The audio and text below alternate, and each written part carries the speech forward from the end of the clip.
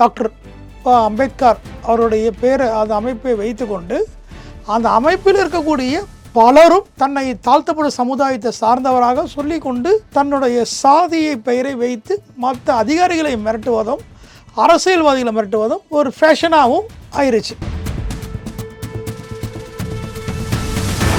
யாருன்னா பழிவாக்கணும்னா அது உமன் ஹராஸ்மெண்ட்டில் ஒரு பொய் வழக்கு கொடுத்து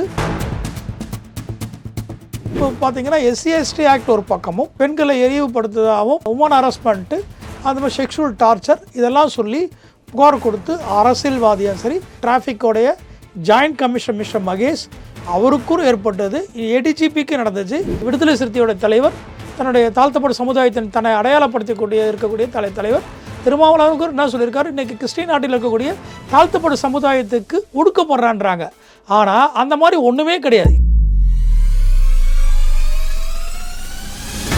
ஆண்டவரும் கூட இருப்பார்னு சொல்லி எல்லாம் பல விஷயங்களை பேசி மூளை செலவு செய்து கிறிஸ்தவத்துக்குள் கொண்டு வராங்க. ஆனால் அவருக்கான எல்லா சலுகையும் அரசாங்கத்து மூலயமா SC/ST ஆக்டில் அது இருக்கக்கூடிய பெனிஃபிட்டை இந்த இவங்க பிசிக்காக மாறியும் ஆனால் சர்டிஃபிகேட் SCன்னு வச்சுட்டு அரசோடைய அனைத்து சலுகைகளும் அவங்க என்ஜாய் பண்ணிட்டு தான் இருக்காங்க.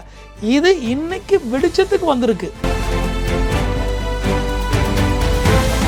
துரைமுருகனோ பொன்முடியோ மட்டும் இல்லைங்க, திராவிட கழக பேச்சாளர்களே ரொம்ப கொச்சையாகவும் முகம் சுளிக்கவரையும் அங்கே இருக்கக்கூடிய தாய்மார் கூட பிறந்த அக்கா தங்கச்சியோடைய அவங்க பிறந்திருக்காங்களன்றது தெரியாது.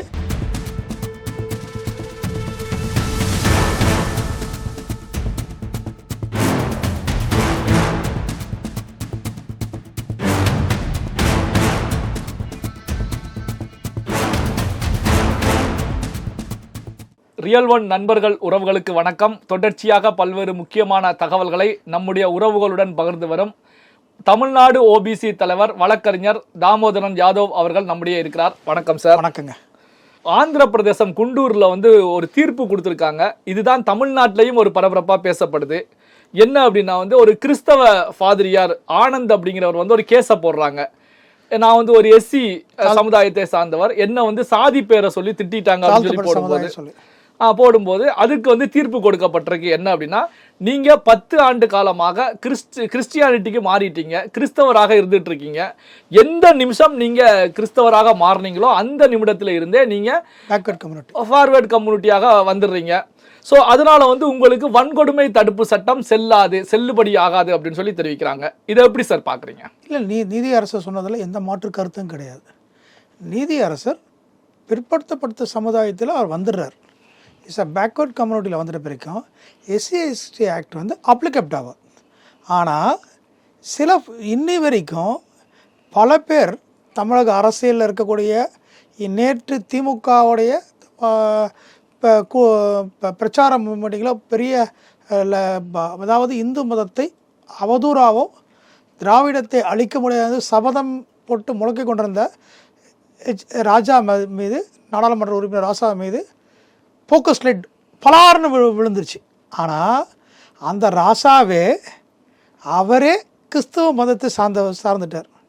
ஆனால் அவர் தன்னை தாழ்த்தப்பட்ட சமுதாயத்தினுடைய அடையாளமாகவும் ஷெட்யூல் ட்ரைப்ஸ் மக்களுடைய பாதுகாவலராகவும் தன்னை பிரபகண்டா பண்ணிக்கிறார். ஆனால் அவர் கிறிஸ்தவ மதத்தை சார்ந்தவர். ஆனால் அவரை மாதிரி பல அரசியல்வாதிகள் இன்றைக்கி விடுதலை சிறுத்தையில் இருக்கக்கூடிய சில சட்டமன்ற உறுப்பினர்களும் விடுதலை சிறுத்தையில் இருக்கக்கூடிய கட்சியின் முக்கிய பொறுப்பாளர்களும் திராவிடத்தில் இருக்கக்கூடியவங்களும் அதே மாதிரி நிறைய சட்ட மேதை டாக்டர் அம்பேத்கர் அவருடைய பேரை அந்த அமைப்பை வைத்து கொண்டு அந்த அமைப்பில் இருக்கக்கூடிய பலரும் தன்னை தாழ்த்தப்படும் சமுதாயத்தை சார்ந்தவராக சொல்லி கொண்டு தன்னுடைய சாதியை பெயரை வைத்து மற்ற அதிகாரிகளை மிரட்டுவதும் அரசியல்வாதிகளை மிரட்டுவதும் அது ஒரு ஃபேஷனாகவும் ஆயிடுச்சு. ஆனால் அவர்கள் கிறிஸ்துவ மதத்தை சார்ந்தவர்கள் ஆகிட்டோன்னே பிற்படுத்த ஒரு சமுதாயத்தை சார்ந்தவர்கள் ஆயிடுறாங்க. ஆனால் இந்த ஆந்திர பிரதேசத்தில் இருக்கக்கூடிய நீதியரசர் கொடுத்த தீர்ப்பு மகத்தான தீர்ப்பு. ஏனென்னா இது தன்னை சாதி பெயரை சொல்லி மிரட்டுவதாக கூறி பல அதிகாரிகளையே பணி செய்ய விடாமவும் அவர்களை மன உளைச்சல் ஏற்படுத்தவும் காவல்துறையில் இருக்கக்கூடிய காவலர்களே சில உயர் அதிகாரிகளை தன்னை எனக்கு கொண்டு இந்த டியூட்டி போடுறீங்களா இந்த டியூட்டி போடுறீங்களா அப்போ சாதி ரீதியாக போலீஸில் பொறுத்த வரைக்கும் முன்னாடியில் யூனிஃபார்ம் சர்வீஸ் யார் இருந்தால் உபயோக ஆர்டராக இருந்த காவல்துறை இன்று சாதி ரீதியாக அதிகாரிகளும் ஐபிஎஸும் ஐஏஎஸ் ஆஃபீஸர்ஸும் இன்றைக்கி தமிழ்நாட்டில் சாதி ரீதியாக செயல்பட தொடங்கிவிட்டார்கள். காரணம் நார்த் இந்தியன் ஆஃபீஸர்ஸ் இந்திய பேஸ் பண்ணியிருக்கக்கூடிய நார்த் இந்தியன் ஆஃபீஸர்ஸ், தமிழ் பேசக்கூடிய தமிழ்நாடு தமிழ் ஆஃபீஸர்ஸு இவங்களே என்ன பண்ண தென் மாவட்டம் வட மாவட்டம்னு பிரித்து அதுலேயும் சாதிக்குள்ளே ஒரு பாட்டு கொண்டு வந்து சாதி ரீதியாக இன்றைக்கி ஐஏஎஸ் ஆஃபீஸர்ஸும் ஐபிஎஸ் ஆஃபீஸர்ஸும் அதுக்கு இருக்க டிஎன்பிசி இருக்கக்கூடிய டைரக்ட் குரூப் 1 ஆஃபீஸர்ஸும் இருக்கக்கூடியவங்களும் இன்றைக்கு கொடுக்க அனைவருமே இன்றைக்கி சாதிய பெயரை பயன்படுத்தி உயர் அதிகாரிகளை மிரட்டி வேலை செய்ய விடாமல் செய்கிறாங்க. அதே நேரத்தில் வன்கொடுமை மட்டும் இல்லாமல் இன்றைக்கி உமன் ஹராஸ்மெண்ட்டும் இன்றைக்கி ஒரு பழி வாங்கிறதுக்காக யாருன்னா பழி வாங்கணும்னா அது உமன் ஹராஸ்மெண்ட்டில் ஒரு பொய் வழக்கு கொடுத்து அதையும் இப்போ வந்து ஒரு ஃபேஷனாக போயிடுச்சு. ஒரு நேரத்தில் இப்போ பார்த்திங்கன்னா எஸ்சி/எஸ்டி ஆக்ட் ஒரு பக்கமும் இன்றைக்கி பெண்களை இழிவுபடுத்துவதாகவும் பெண்களை மானபங்கம் வார்த்தைகளை அவதூறான வார்த்தைகளை பேசுனதாகவும் அந்த மாதிரி சொல்லி உமன் ஹராஸ்மெண்ட்டு அந்த மாதிரி செக்ஷுவல் டார்ச்சர் இதெல்லாம் சொல்லி புகார் கொடுத்து அரசியல்வாதியும் சரி காவல்துறை இருந்த அந்த அம்மா இன்றைக்கி இருந்த டிராஃபிக்கோடைய ஜாயிண்ட் கமிஷனர் மிஸ்டர் மகேஷ் அவருக்கும் ஏற்பட்டது, ஏடிஜிபிக்கு நடந்துச்சு.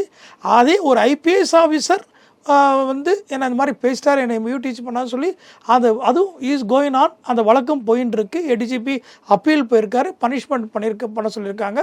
இந்த மாதிரி சிலது உண்மையாக இருக்குது, சில ஃபால்ஸ் கம்ப்ளைண்ட்டும் இருக்குது. இந்த மாதிரி வெரி கான்ட்ரவர்சியான சில விஷயங்கள் நிறைய விஷயம் இருக்குது. அதுக்கு உள்ளே போனோம்னா அது இன்வெஸ்டிகேஷன்லேயும் நீதிமன்றத்துலேயும் பெண்டிங் இருக்கிறதுனால அதை பற்றி அதிகமாக பேச முடியாதனால, ஆனால் இன்று சாதின்ற ஒரு விஷயத்தை பேசிட்டு இருக்க தான் செய்யுது. அது இன்றைக்கி கிறிஸ்டின் நாட்டுக்குள்ளே வந்துட்ட பிறகும் இன்றைக்கி மரியாதைக்குரிய விடுதலை சிறுத்தையோட தலைவர் தன்னுடைய தாழ்த்தப்பட்ட சமுதாயத்தின் தன்னை அடையாளப்படுத்தக்கூடிய இருக்கக்கூடிய தலைவர் திருமாவளவன் என்ன சொல்லியிருக்காரு, இன்றைக்கி கிறிஸ்டின் நாட்டில் இருக்கக்கூடிய தாழ்த்தப்பட்ட சமுதாயத்துக்கு ஒடுக்கப்படுறான்றாங்க.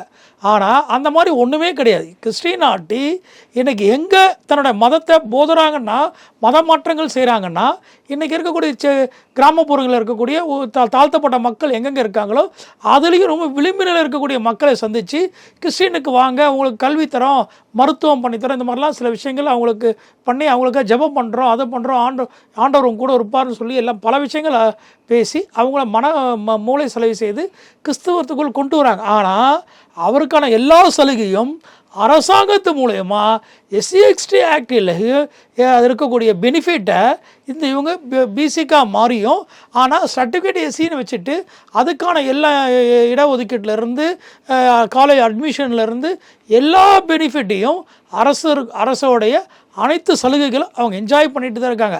இது இன்றைக்கி வெளிச்சத்துக்கு வந்திருக்கிறதுனால இன்றைக்கி ஒரு ஃபாதரியார் தன்னை மக்களுக்காக சேவை செய்யக்கூடிய இருக்கக்கூடிய ஒரு ஃபாதரியார் கீழ்நிலை மக்களுடைய ஒரு விரும்பில் இருக்கக்கூடிய மக்களுக்கு தன்னை அர்ப்பணித்துக்குன்னு ஃபாதர் என்ற சிஸ்டர்ன்றது ரொம்ப மரியாதைக்குரிய புனிதமான ஒரு சேவையான தொழில். அதுக்கு சேவை தொழிலுக்கு வந்துவிட்டு அவர் தன்னை சாதி ரீதியாக அடையாளப்படுத்தி கொண்டு அதிகாரிகள் மீது பொய் சொல்லி அது ஒரு நீதிமன்றத்துக்கு கொண்டு போய் நீதிமன்றத்தினுடைய புலனாய்வு விசாரணையில் அற்புதமான நீதியரசர் உத்தரவின் மீது இன்றைக்கி ஒரு பெரிய விமோச்சனம் கிடைச்சிருக்கு. அதற்கு சில பேர் சப்பக்கட்டு கட்டுறவங்களும் இருக்க தான் செய்கிறாங்க. அதை பற்றி நம்ம பேசணும்னா பேசிகிட்டே இருக்கலாம். இப்போ பார்த்தீங்கன்னா ஆந்திராவில் கொடுக்கப்பட்ட தீர்ப்பு பார்த்தீங்கன்னா தமிழ்நாட்டில் இது போன்ற விளைவுகளை ஏற்படுத்தி வேணால் தமிழ்நாட்டை பொறுத்த வரைக்கும் ஏற்கனவே நீங்கள் சொன்னது போல தான். இப்போ ஆராசா அவர்களுக்கு எம்பி சீட் கொடுக்கும் போதே ஒரு சர்ச்சை கிளம்பியது. ஆராசா ஏன் தனித்தொகுதியில் போட்டிடுறார், அவர் கிறிஸ்டியானிட்டிக்கு மாறிவிட்டார் அப்படிங்கிற கருத்துக்கள், அவருடைய மிஸ்ஸஸ் கிறிஸ்டியானிட்டியாக தான் இருந்தாங்க அப்படிங்கிற கருத்துக்கள் வந்துச்சு. சென்னை மேயராக பிரியா வந்த போதும் இது போன்ற ஒரு விமர்சனங்கள் எழுந்தது. இப்போ விசிகாவிலையும் விமர்சனங்கள் எழுகிறது. அப்போ இது தமிழ்நாட்டில் பாதிப்புகளை ஏற்படுத்துமா? இப்போ தமிழ்நாட்டில் இருக்கக்கூடிய எம்பிக்கள் எம்எல்ஏக்களுக்கு இது நீதிமன்ற உத்தரவு எல்லாருக்கும் அப்ளிகேட் ஆகும். நாங்கள் நீதிமன்ற வழக்காடும் போது பல நீதித்துறையில் இருக்கக்கூடிய கர்நாடகா, மகாராஷ்டிரா, மத்திய பிரதேச, ஹைதராபாத் ஹைகோர்ட் கொடுக்கக்கூடிய உத்தரவுகளை நாங்கள் முன்மாதிரியாக காமிச்சு வழக்காடுறோம். அப்படி இருக்கிறப்போ இந்த ஜட்ஜ்மெண்ட்டு 100% அப்ளிகேட் ஆகும். ஆனால் இது இன்றைக்கி மட்டும் பிரச்சனை கிடையாதுங்க.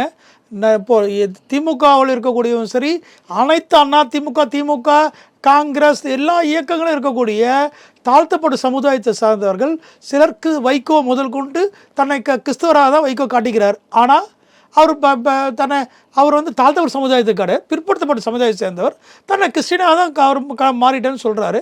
இந்த பல அரசியல்வாதிகள் இருக்காங்க. பல அரசியல்வாதிகள் தாழ்த்தப்பட்ட சமுதாயத்தை சேர்ந்தவர்களே சில பேர் வந்து இன்றைக்கி கிறிஸ்டினா மதம் மாறி தன்னுடைய அரசியல் பொது வாழ்க்கையில் இருக்காங்க. ஆனால் அவங்க வந்து தன்னை தனித்தொகுதிக்கு தான் முக்கியத்துவம் கொடுக்கணும், தனித்தொகுதின்ற. ஆனால் அது அவங்களுக்கு கிடையாது. அது இன்றைக்கி வந்து இது சம்மந்தமாக நீதிமன்றத்துக்கு, உயர் நீதிமன்றத்தில் பல வழக்குகளையும் இன்றைக்கி ரிட் மனுவாக போட்டு சில விஷயங்கள் சேலஞ்ச் ஆஃபீஸர் பண்ணுறதுக்கான ஒரு முகாந்திரமாக உருவாகியிருக்கு. இப்போ திமுகவுக்குள்ள வந்து இப்போ பொன்முடி அவர்கள் ஆபாச பேச்சு மூலமாக நீக்கப்பட்ட பிறகு இப்போ துரைமுருகன் அவர்களுடைய கடந்த கால ஸ்பீச்சுகள் வந்து இப்போ சோசியல் மீடியாவில் வைரலாக வந்துட்டு இருக்கு. கட்சிக்குள்ளேயும் இப்போ துரைமுருகன் வந்து பொன்முடியை விட அதிகமாக பேசியிருக்காரு, அவருடைய பதவியையும் பறிக்க வேண்டும் அப்படின்னு சொல்லி ஒரு கோஷ்டி பூசல் நிலவுவதாக சொல்லப்படுது. இதை எப்படி பார்க்குறீங்க? இல்லை, துரைமுருகனுக்கும் பொன்முடிக்கும் பெரிய வித்தியாசம் கிடையாது. ரெண்டு பேரும் உறவாக தான் பேசுவாங்க. என்ன மாமா, என்ன மாச்சா, அப்படி தான் பொன்முடி துரைமுருகன் வந்து பொன்முடியை மாமா என்று தான் கூப்பிட்டுருக்கார். ஆனால் இவங்க பேசுகிற ரெண்டு பேரும் பேசுகிறப்பவே இந்த நக்கல் நையாண்டி எப்பவுமே இருக்கும். ஆனால் திராவிடத்தில் மட்டும் துரைமுருகனோ பொன்முடியோ மட்டும் இல்லைங்க, திராவிடங்களுக்கு பேச்சாளர்களே ரொம்ப கொச்சையாகவும் ஒரு முகம் சுளிக்கவரையும் அங்கே இருக்கக்கூடிய தாய்மார் கூட பிறந்த அக்கா தங்கச்சியோடைய அவங்க பிறந்திருக்காங்களன்றது தெரியாது. ஆனால் அருவருக்கத்தக்க வார்த்தைகள் பேசக்கூடியவர்கள் முழுக்க திராவிடர்கள் தாங்க. பல்வேறு முக்கியமான தகவல்களை, கருத்துக்களை, செய்திகளை நம்முடைய உறவுகளுடன் பகிர்ந்து கொண்டதற்கு நன்றி சார். வணக்கங்க.